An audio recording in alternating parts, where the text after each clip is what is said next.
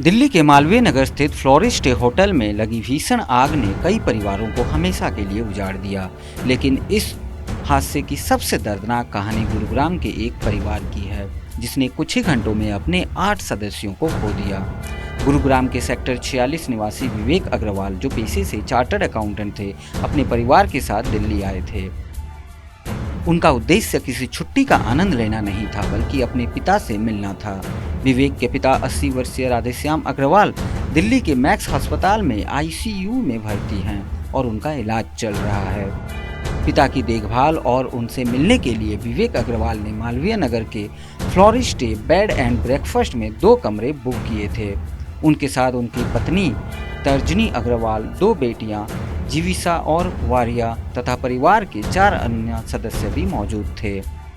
बुधवार सुबह सब कुछ सामान्य था। परिवार होटल के रेस्टोरेंट में नाश्ता कर रहा था, लेकिन तभी होटल में आग लग गई। देखते ही देखते आग ने विकराल रूप ले लिया और इस हादसे में विवेक अग्रवाल सहित परिवार के सभी 8 सदस्यों की मौत हो गई। इस हादसे के बाद अग्रवाल परिवार में केवल एक सदस्य जीवित बचे हैं, 80 वर्षीय राधेश्याम अग्रवाल, जो अभी भी अस्पताल के आईसीयू में जिंदगी से लड़ रहे हैं।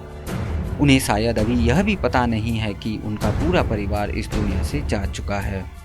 बाद में परिवार के अन्य सदस्य अस्पताल पहुंचे, लेकिन अधिकारियों ने स्पष्ट किया कि शवों को डीएनए सैंपल लेने की प्रक्रिया पूरी होने के बाद ही सौंपा जाएगा। गुरुग्राम के सेक्टर 46 में स्थित अग्रवाल परिवार का घर बुधवार को पूरी तरह सूना पड़ गया। पूरे इलाके में शोक और सन्नाटा पसरा हुआ है।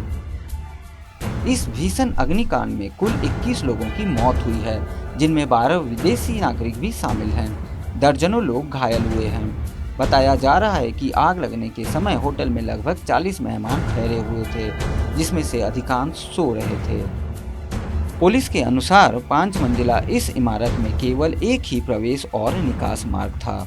खिड़कियां स्थायी रूप से सील थीं और मुख्य दरवाजा सेंसर से संचालित होता था। आग फैलने के बाद होटल में फंसे लोगों के पास बाहर निकालने के बेहद सीमित रास्ते थे।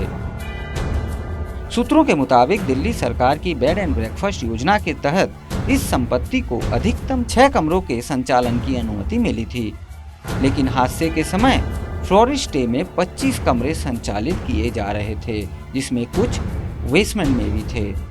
अब सभी की नजरें इस बात पर हैं कि इस हादसे को लेकर जिम्मेदार लोगों के खिलाफ क्या कार्रवाई होती है और भविष्य में ऐसी घटनाएं को रोकने के लिए क्या कदम उठाए जाते हैं।